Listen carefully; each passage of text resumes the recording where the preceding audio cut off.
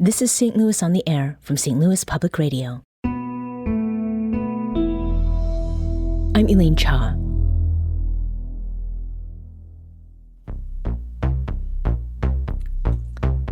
It's the first day of June, and in 20 days, summer 2026 officially begins. So to ready ourselves, today's show is dedicated to books. It's none other than our fan-favorite annual Summer Reads show.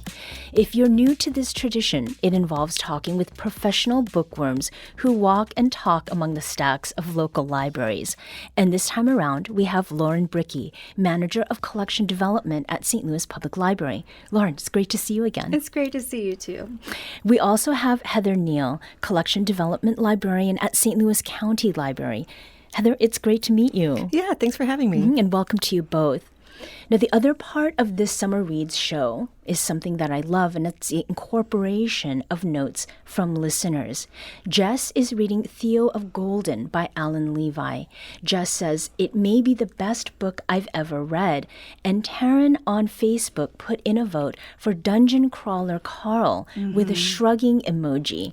Now, we want to hear from you. What book are you reading this summer? Share your best beach read or summer weather read with us, and let us know what has you turning the page. Call us at 314-382-8255. That's 314-382-TALK. Or you can send us an email at talk@stlpr.org. So, Lauren, I'm going to come to you first because I'd like to have you weigh in on that response we got from Taryn about Dungeon Crawler Carl and that shrugging emoji. Like, is that less of a shrug and more of a, if you know, you know? If you know, you know. I love Dungeon Crawler Carl. It has been a very surprising series for me. I read more series when I was a young, kid or even a teenager, and Dungeon Crawler Carl is the first one that I've picked up as an adult that has been super engaging and fun, and it's dystopian, post-apocalyptic, but at the same time, it's also hilarious. One of the main characters in the series is a cat named Princess Donut, and she is hysterical. She is my hero. They just came out with the 8th book in the series, which I think is arguably the best book in the series so far. So yes, it's been Dungeon Crawler Carl is awesome. Is this a series where you need to start from the first one, or can you dive into it sort of midway through and still navigate what's going on? I would start with the first one. You don't have to, but I recommend doing that just so that you have more of the context and the background that it was happening in the previous books up until this point. But very fast read, so you'll get there very quickly. Is this one that you've read, Heather? I haven't yet. It's on my to-read list. Okay. So I'm excited to check it out. Yeah. Is there a recommendation that is on your own list, Heather, that strikes you maybe as complimentary to this Dungeon Crawler Carl, or something that is completely on the other end of the spectrum? I would have to say that maybe Young World is probably on the other end of the spectrum a little bit. It's a little bit more serious. It is a young adult novel by Soman Chainani, and it's about a high school student named Benton Young who decides to go online at one point to try to impress this girl that he's interested in. And he talks about how he would make a really good president.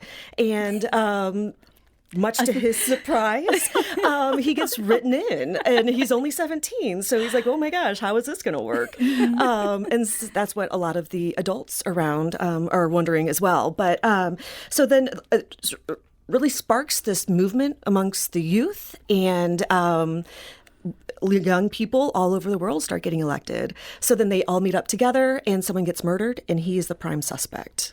Wow. Well, that sounds dystopian to very specific sets of people.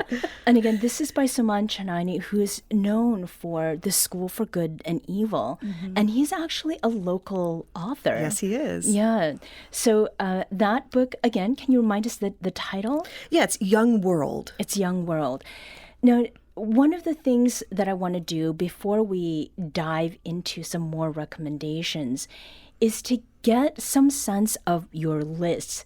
Is there a certain logic to your summer reading list, Heather? I mean, for instance, are there certain authors or themes that you've saved for warmer weather or for longer days?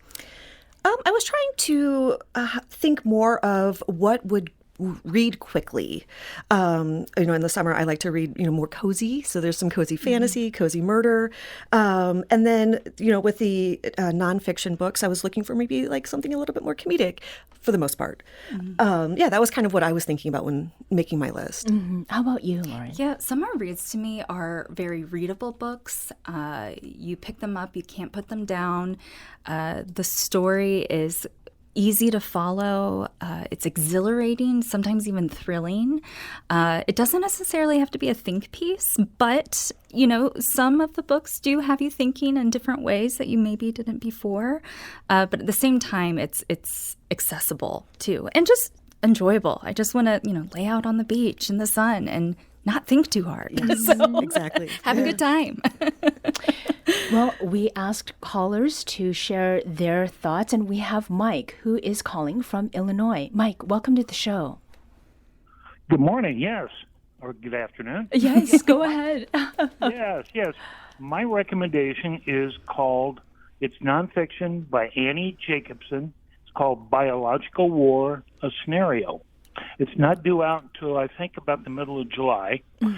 She wrote a book a couple years ago called Nuclear War, a Scenario. And that book was a page-turner, and if you like horror shows or horror books, it fits right in that mode because it's just kind of scary what could happen. She's a very well-respected journalist, and it's all based upon fact, and I assume that biological war will be the same way. So a good nonfiction book, not relaxing, but very informative. Well, you must have a very active mind and also an active imagination. But Mike, what did you learn from reading that first book that you mentioned, Nuclear War by Annie Jacobson? Well, the scariest thing is it takes 20 minutes and the scenario is North Korea sends an ICBM missile to the east coast of the United States. They're not sure where exactly, Washington or New York, and it takes 20 minutes for our eye in the sky and our satellites and everything else to figure out that it's on its way, and they're not quite sure where it's going to be. And the President of the United States, regardless of who it is, only has 6 minutes to react in retaliation to that attack. So it's very frightening about how really scary nuclear weapons are. And now with the current Ebola crisis in Africa, this new book of hers, Biological War, kind of fits right in that mode. Right, there's some relevance there. So it's not quite a beach read, but nonfiction is something that people will save for the summer, and you had quite a few on your list, Heather. Yes, I did. One that kind of goes along with what he was just recommending is 99 Ways to Die and How to Avoid Them by Dr. Ashley Elker. She is an ER physician, and she says that she is the expert at avoiding death. So she has some experience working throughout the world, like Morocco, and Cyprus, as a doctor. And it's funny, the way that she kind of addresses things. So bringing a little bit of humor to something that's a little bit heavier. Do you have anything similar among the nonfiction books on your list? Yes, Lauren? I do. I loved A Killing in Cannabis, a true story of love, murder, and California weed by Scott Eden. This is the true crime. It truly does not get any better. It is super exhilarating. It's interesting. It's all about California's cannabis industry. And there is definitely there's a shocking murder. I love murder. Yeah. And it's really interesting because cannabis is still like very much this legal gray area, so it is always towing the line. And this book really does focus on the symbiotic relationship between the legal weed world and its illegal counterpart. And I thought it was just awesome. I picked it up and I couldn't put it down. Mm-hmm. And that was A Killing in Cannabis, A True Story of Love, Murder, and California Weed by Scott Eden. That is a 2026 book. And the pick that you described for us, Heather, was, again, 99 Ways to Die and How to Avoid Them by Ashley Alker. That's also a 2026 book. We also would like to hear from you. Give us a call at 314-382-8255. That's 314-382-TALK. You can also send us an email the way that Barbara did. Barbara is reading The Calamity Club, which is the second novel of Catherine Stockett, who wrote The Help. This is another series. Give us your series, your one-offs. We're happy to take recommendations for our own book lists. We'll be back in a moment after a short break. This is St. Louis on the Air on St. Louis Public Radio.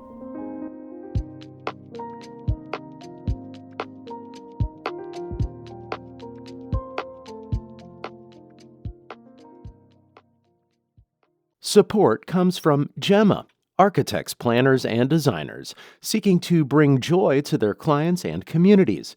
Details at gemastl.com.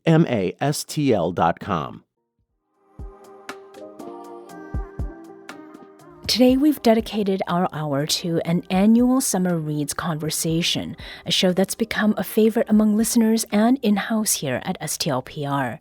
We change up our guests each year, and this time we're happy to be talking with Heather Neill, Collection Development Librarian at St. Louis County Library, and Lauren Brickey, Manager of Collection Development at St. Louis Public Library. Their selections, which focus on books published in 2026, are now online at stlpr.org. We've also been hearing from you by phone and by email, as well as on social media. Jody recommends Lula Dean's Little Library of Banned Books by Kirsten Miller. Goodreads describes it as a satire about a small southern town, a pitched battle over banned books, and a little lending library that changes everything. Matt and Benjamin suggest A New World Begins, The History of the French Revolution by Jeremy Popkin. We also want to hear from you. What books are you reading and what makes them summer reads? Share your season-ready titles with us. Give us a call at 314-382-8255. That's 314-382-TALK. Or you can send us an email at talk@stlpr.org. Now, before the break, Heather, you said, I love murder. Yes. And so what I'd like to know is, what is a book on your title that that introduces murder, maybe in a way that you don't expect at first? Sure. I would say that Plant Lady by Min Young Kang is probably a good example of that. It's a delightful, cozy murder mystery about a woman who was working at an office, ended up leaving her job, and started a plant shop titled Plant Shop. And she gets a reputation for being great at the plant shop, but also for taking care of bad men. And she ends up feeding them to her plants. So it was really fun. There's a police detective, Cha Dak-young, who is going to investigate, and he finds her completely enigmatic and walks away with the rosemary plant, and he's like, "What is going on here?" So yeah, it's a bestseller in Korea, just coming out later this year in August, and I highly recommend it. It was one of my favorite reads that I've had so far this year. Mm-hmm. And again, that is Plant Lady by Min Young Kang, and that Detective Cha is no relation to me, as far as I know. Lauren, June is Pride Month. Yay! Tell us about a title on your list that sort of pays some tribute to that. Sure. I do have a couple on my list. Bromantasy by Mare Roche. This is, oh gosh, it is charmingly chaotic. I love it. I remember when I picked up the book and the cover read 2 heroes, 1 brain cell. And I just knew I was in for it. I was just so excited. But these are 2, male friends who live together. They even have a cat together, but they have yet to come out with their feelings for each other. And both of them play kind of different stereotypical roles. And it is just truly delightful. I mean, they go off on a wild adventure together, dragon slaying, if you will, and they refuse to share a bed, but they insist on sharing a horse before they even, reveal that they have feelings for each other. Like, it's just like, come on, guys, just, you know how you feel at heart. Let's go. Yes. So not bed sweet. Before the horse, but horse Yes, the horse before the bed. And this was also on your list, Heather. It was, yes. Again, I was taken in by the cover. I'm also a sucker for debut authors. And so I read it the day that it came out. It just came out, I think, last week. Yep. But yeah, it was just so sweet. Mm-hmm. And that is Bromantasy by Mare Roche. We have Mary, who is calling from Steelville. Mary, welcome to the show. Hi. Hi. Share with my us. book- Yeah, go ahead. Okay. We hit in book club in Steelville, Missouri. We had Theo of Golden by Ellen Levi. Mm-hmm. That was our month of May reading, and everyone loved it. It's fiction about a town in Georgia with various characters that you just fall in love with. And the author, it's his first novel, and he gets you to start to believe or wonder if these are real people and it's a true story, but it's not. But anyway, he is also very easy to reach. You can email him, and he'll write. Someone on his team will write you back. And he's got a lot of videos on his Facebook page, and just a real cool dude. He's like he was a judge at one time, and he's just real likable. And his story is all about kindness and love.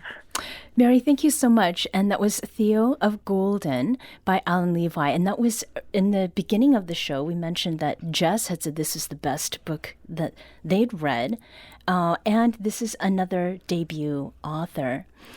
So, Lauren, I want to come back to you. One of the books that you have on your list is quite steamy. Yes. Tell us about that book.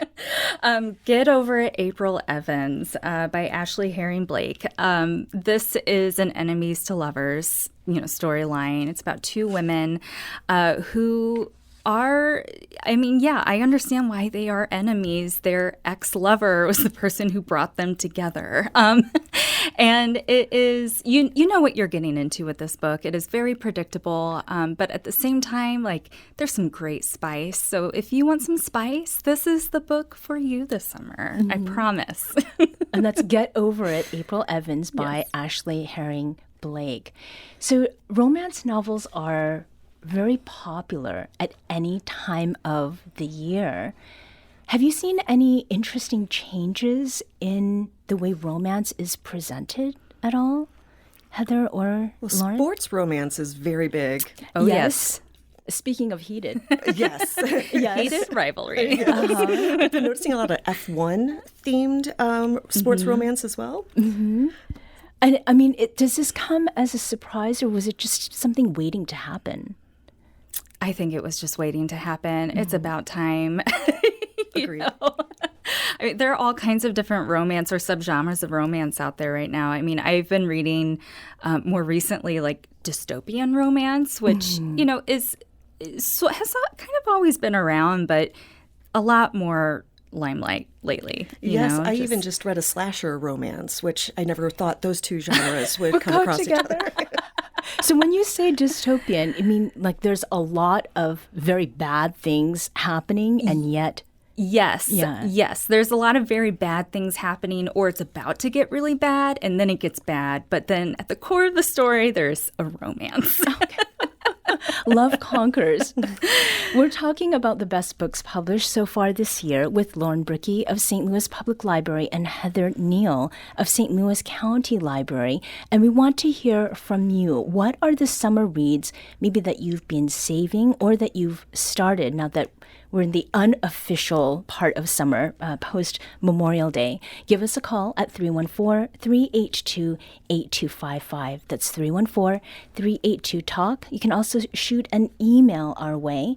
Our address is talk@stlpr.org. So let's talk about revenge. There are revenge books on each of your lists. Heather, tell us about The Beheading Game by Rebecca Lehman. Yeah, so it's one of the several books that's coming out this year about Anne Boleyn. She wakes up in a box with her head at her knees. And so she escapes the Tower of London, ends up going to a tailor's residence and stealing some thread to put her head back on. And then she's out to get revenge. It's hard because with the clothes that she's wearing, very much a rich person. So she ends up becoming friends with someone who's a prostitute to help her get back over the bridge to be able to help her get her revenge. Mm-hmm. Is this a long book? I listened to the audiobook, so I'm not positive, but it okay. was not very long in terms of that. I think it was like 9 hours. Yeah. Audiobooks are something I feel are very well suited, not just to summer, but also winter, for those times when you're going to be on the road for a while. Is there a book, it doesn't have to come from your list, Lauren, but one that comes to mind as a great listen? Yeah, actually, there is one on my list, Dear Debbie, and it's all about revenge. It's look great. at It's a twofer. So, yeah, I have a coworker who loves Frida McFadden, and she has talked about Frida McFadden so much that I just decided, you know what, I'm going to read one and see where it takes me. And I read one, and then I read another one, and I did them all. I read all of them by listening to the audiobook. And it was just absolutely thrilling. I really enjoyed it. It's a great read or a great listen if you really enjoy audiobooks. This is a book about a woman who is a mother, wife, and advice columnist, and she's a genius. She's nearly graduated from MIT, but you'll figure out why that didn't happen, actually. And she gets payback against all of the people who have ever wronged her. And there is murder, for sure. But, you know, I finished it thinking, good for her. Good for her. Do you snack while reading these revenge and murder books? The one that you're talking about is Dear Debbie by Frida McFadden. That is, Lauren, on your list. And we heard The Beheading Game by Rebecca Lehman from you, Heather. When it comes to popular culture, that is always a rich place for inspiration. And there's one on your list, Lauren, that very much has to do with a trend that, from what I can tell, it continues to be quite popular, the trad wife trend. Yes, absolutely. I think Yesteryear is easily going to be one of the best books of the year. This book is about a trad wife who has millions of followers online, but she's not quite what she seems online. You know, what she is displaying online isn't really what's happening behind the scenes. And, you know, we think reading her story, we think that everything's going well and it's going great, but there's actually so much going wrong. Her marriage is falling apart. She has very contentious relationships with her staff, her children. The fact that she has a staff that's helping her live this traditional, you know, homesteading kind of life is, you know, there's a lot of hypocrisy there too. But the plot is fantastic because it starts in, you know, modern day, her life, and then the next chapter she wakes up and it's 1855. So she's being forced to actually live, you know, as a trad wife, off of the land.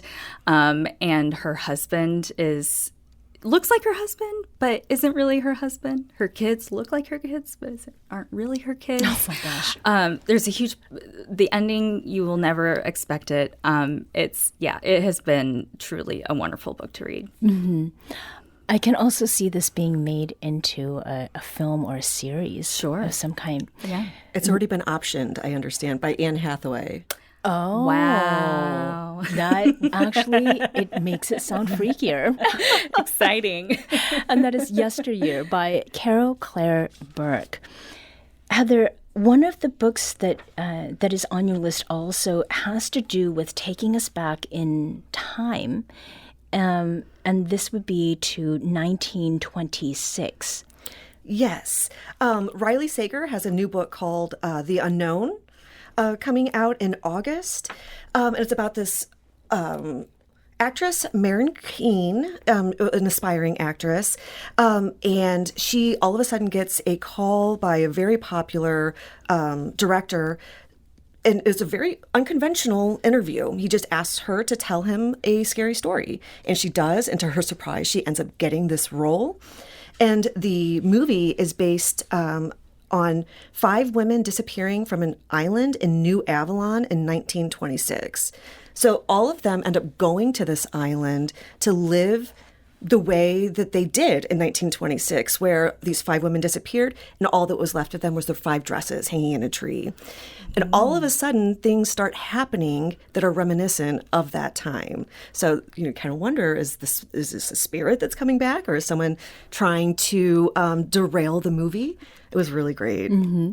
And that was The Unknown by Riley Sager. And the published date on that is August 4th, because as librarians, you have this special treat of getting to read books before they come out. I enjoy a little bit of that, too. We have Harry, who is calling from Quincy, Illinois. Harry, welcome to the show. Thank you. Thank you. Sure, go ahead. Well, the book I'd like to recommend is called The Vast Enterprise by Craig Furman. Mm-hmm. And it's a retelling of the Lewis and Clark expedition through the journals and letters and correspondence of the main characters and some characters that most of us maybe hadn't heard of before. Yeah. Was there a particular part of this book, Harry, which we've actually talked about on this show, that struck you as not novel necessarily, but new and eye-opening? You know, I think the answer to that is the character of William Clark. Mm-hmm. You know, the contrast between his mythical image and his real life, you know, brings to mind a lot of issues that we have with some of our founding fathers like Jefferson, and some of the issues that were important, during the time of their expedition. Mm-hmm. The other thing that, it's just what absolute tough guys they were. You know, Meriwether Lewis, obviously had emotional problems, but the things that they did to accomplish that expedition are just absolutely incredible. Mm-hmm. And that was This Vast Enterprise, A New History of Lewis and Clark by Craig Furman. Harry, thank you so much for calling. And as a note, our executive producer, Alex Hoyer, our resident history buff, interviewed Craig about this book, and you can find that conversation wherever you get your podcasts or at stlonair.show. Before we leave history, there are a lot of people who like to read books that they're returning to or ones that they have never read. And Joel had written to us about rereading The Recognitions by William Gaddis. This is maybe the oldest and longest title that has been suggested this hour. It's a 1955 novel, and it comes in at a whopping 956 pages. So this might be the summer read where, you'd have to sort of work out how many pages you'd want to get through before summer's officially over. Do either of you have any familiarity with that book, or is there a book on your list that you think would take some time to get through? Yeah, I'd say The Veiled Prophet, Secret Societies, White Supremacy, and the Struggle for St. Louis. That is also coming out June 23rd. It was, I think, 472 pages around, so and it's definitely heavy. Talking about the Veiled Prophet Society from its origins in the Great Train Strike of 1877 all the way up through today. You mentioned Goodreads earlier. There was a Goodreads review that I really thought was hilarious. It was by Claw Glover, saying that this is a great beach read for your summer vacation if you like getting all worked up about racism and classism. Oh, we're having an event with the author actually at Central Library on June 23rd. Oh, from 6 great. to 7 p.m. Okay. So And that is The Veiled Prophet, Secret Societies, White Supremacy, and the Struggle for St. Louis by Devin Thomas O'Shea. And that will be published on June 23rd. So that event is happening just a few days after. And also something for you to look forward to, our producer, Danny Wysentowski, whose reporting is mentioned in the book, will be interviewing Devin Thomas O'Shea later this summer. He's been a guest on our show in the past. We also want to hear from you. What books are you looking forward to reading? Maybe there are some that you are revisiting while summer's longer days and warmer temperatures kind of give you the space to do so. Give us a call to share those titles. Our number is 314-382-8255. That's 314-382-TALK. You can also send an email our way. It's a great way to get in touch with us. We'll be back after a short break, returning to this conversation about summer reads for 2026. This is St. Louis on the Air on St. Louis Public Radio.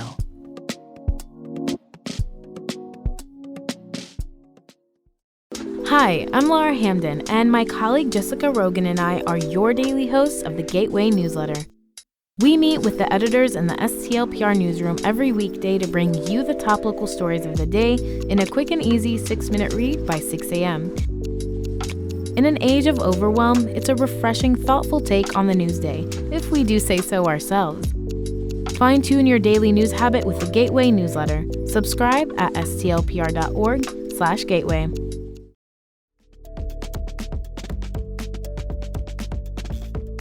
We've been talking today about summer reads in our annual hour devoted to summer reads, featuring book recommendations from local librarians. And we've been talking with Heather Neill, who works in the collection development at St. Louis County Library, and Lauren Brickey, collection development manager at St. Louis Public Library. Their full book lists are live on our website at stlpr.org. You've been sharing your picks for books too, and that includes titles published in 2026 so far and books published any year that are summer reading worthy. We also want to hear from you. What books are you reading this summer? Share your best warm weather reads with us by giving us a call at 314-382-8255. That's 314-382-TALK, or send an email to talk@stlpr.org.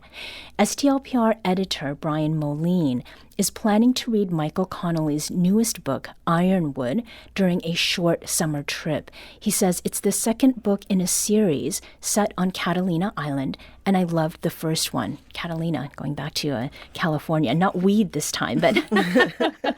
And STLPR afternoon host Cindy Collins, recently read the book Dear Debbie, and absolutely loved it. She says the book is about a middle-aged woman who's had enough and takes matters into her own hands. And this was a book, Lauren, that you had recommended as well. She said there are lots of twists and turns and a great ending, which is also, it's a very satisfying thing. There are also books that show us how to do things. We want to bring it local. And one of the books on your list, Heather, it is written by Cedric the Entertainer and Anthony Anderson. Tell us about this book. Yeah, it's the AC Barbecue, the Husky and Handsome Guide to Grilling. There's beautiful photos, but they feature barbecue dishes from 5 different regions: Texas, St. Louis, Memphis, the Carolinas, and Kansas City. And with each of the locations, they provide recommended recipes and highlight 5 to 6 different places that you can go to go and sample that.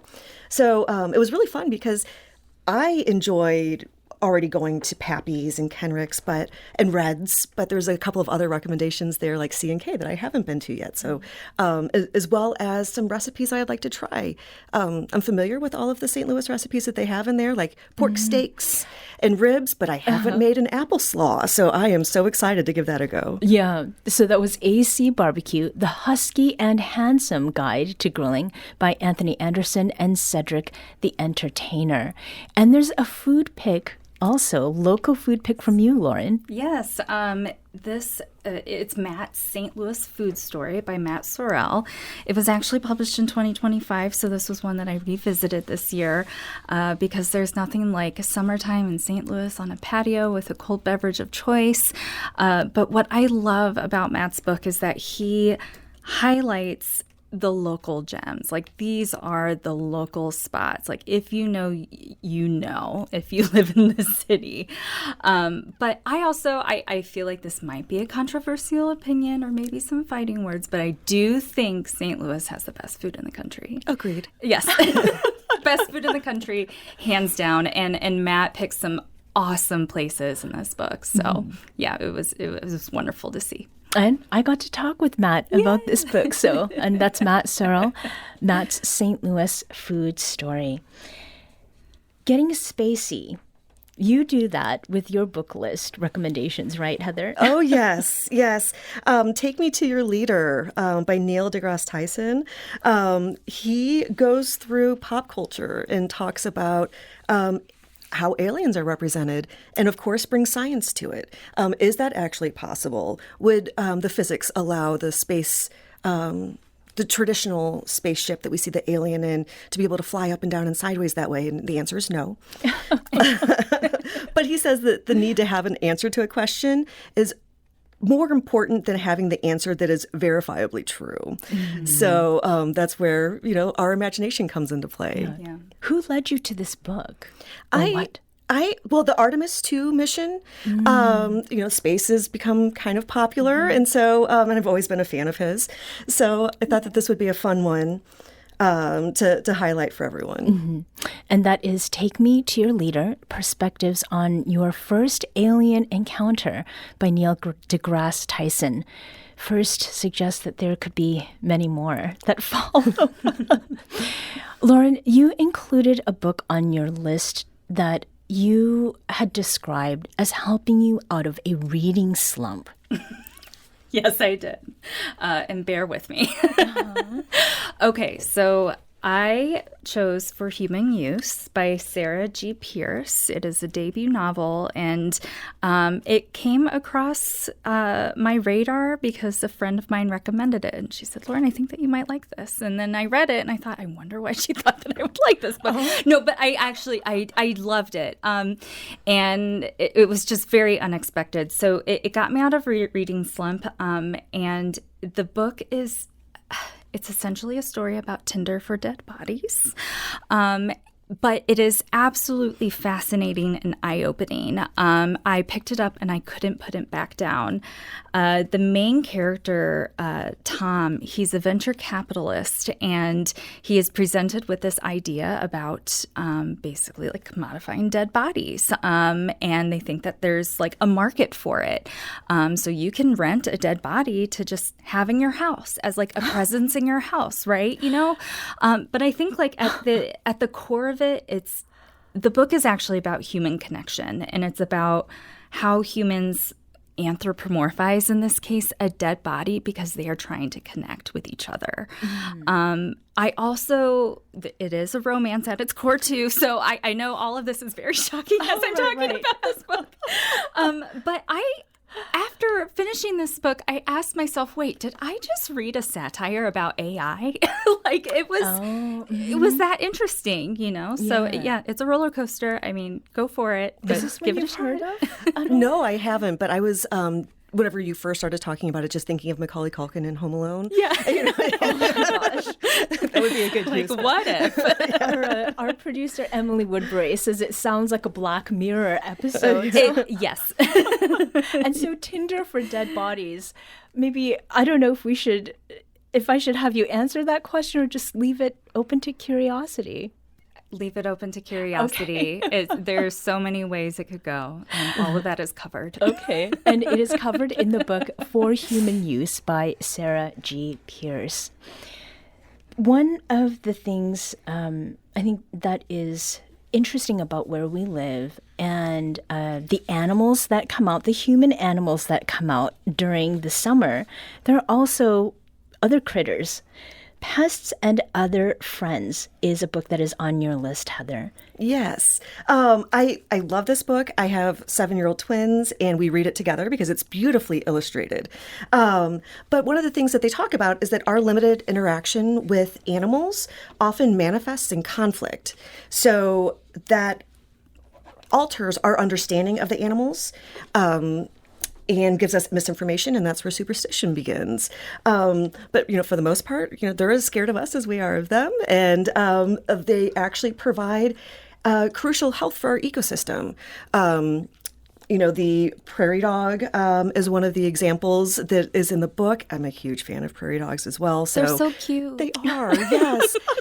But one of the things that I actually learned is that their holes that they make, they're very extensive holes, but some ground birds will use them for survival as well. And there's a bird, the curlew, they have figured out how to, what each of the chirps and barks that the prairie dogs are saying, what it actually means. So when the predator's coming, they're able to understand what type of predator it is and act accordingly, saving them from almost certain death. Yeah.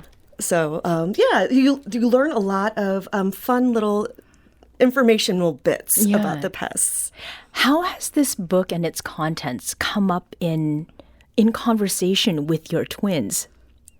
Oh, well, the setup of it is almost more of like a Weird But True type of book where each page, there's 2 pages that highlights that one animal. So it's very large illustrations with 1 paragraph of text on each page.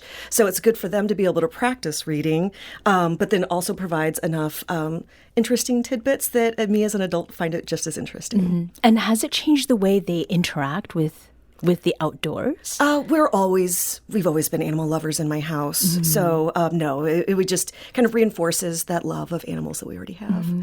There's another animals related book on your list too by Robert Isaacs. Yes, it's hard to be an animal. So it's about this man. It's also a cozy romance. His name is Henry, and he's known for being a pushover. And he goes on this date with this beautiful woman named Molly, and he's just completely taken away. And all of a sudden, he hears a warbler cursing him out. And he says, "What is happening here?" And then thinks that maybe he's just imagining it until he goes to the subway and he overhears rats talking about a decaying body deep within the depths of the subway. So he ends up letting it slip to Molly that he's able to understand these animals, and he's just blown away by how much cursing they do.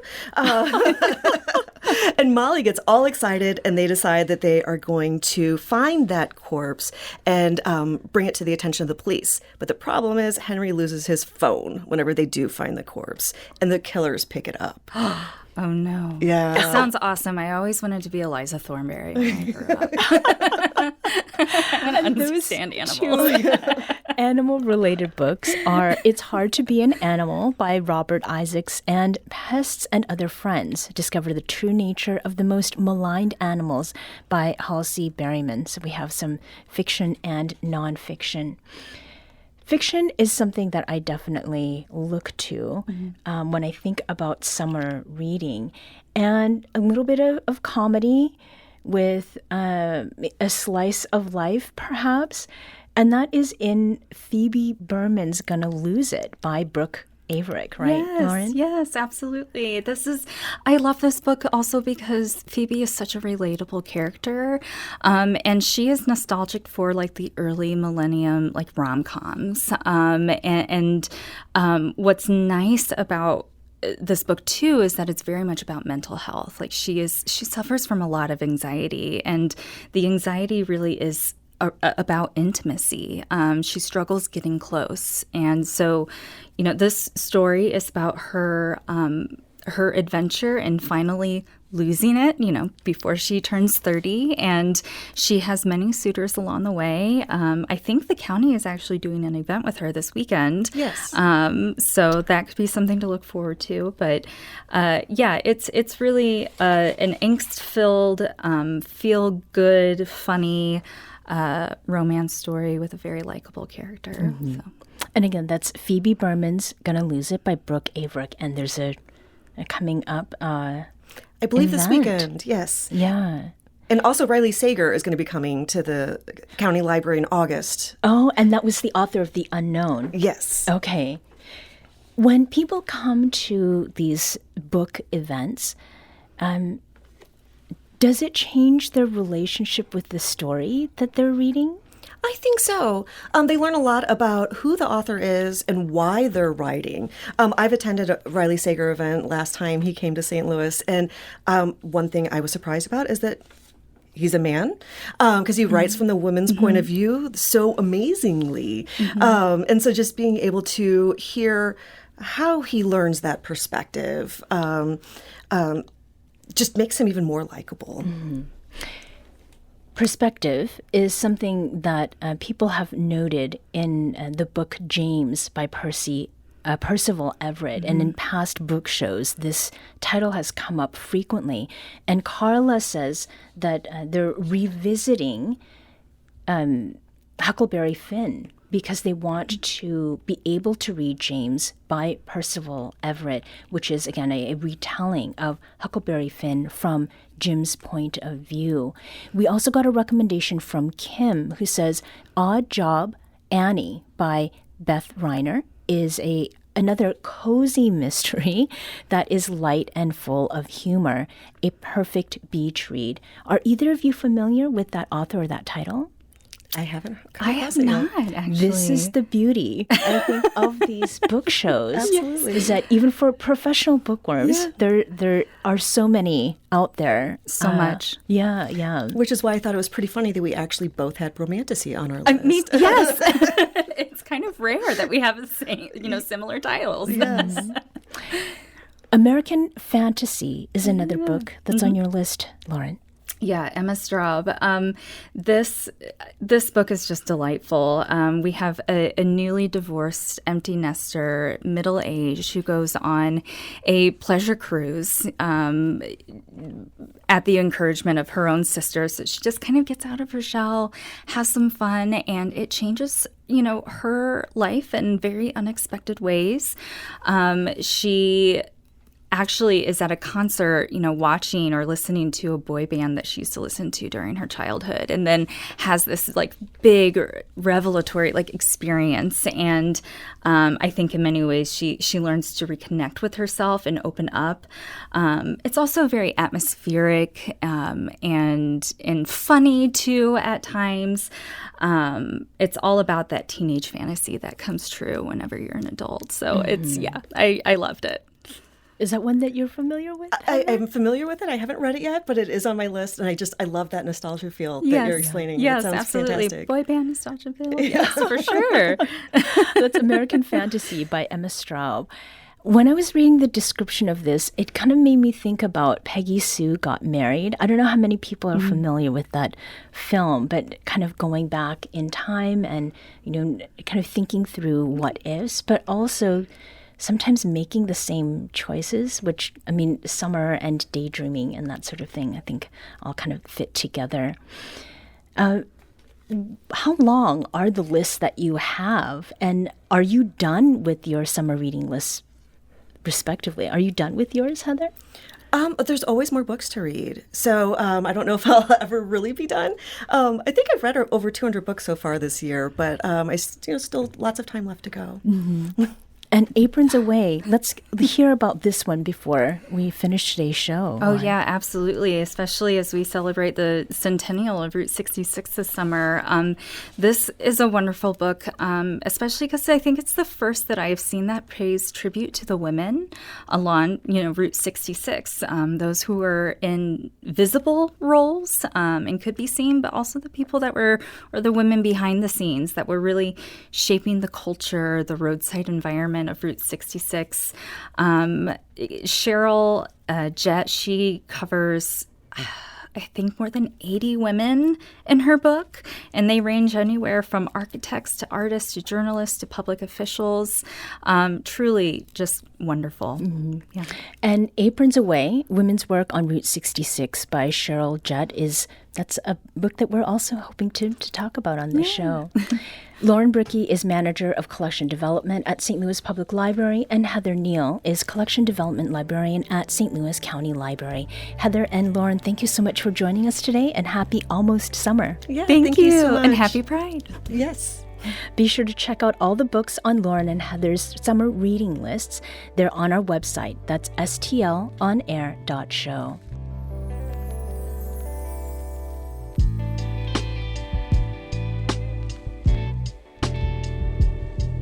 This episode was produced by Emily Woodbury. Our executive producer is Alex Hoyer. St. Louis on the Air is a production of St. Louis Public Radio. Understanding starts here. Do you find yourself regularly listening to episodes of St. Louis on the Air? Suggest us to a friend you think might enjoy our conversations. And leave us a review and rating on Apple Podcasts on the App Store. It's the simplest way to help people discover our show. Thanks. St. Louis Public Radio is a member-supported service of the University of Missouri St. Louis.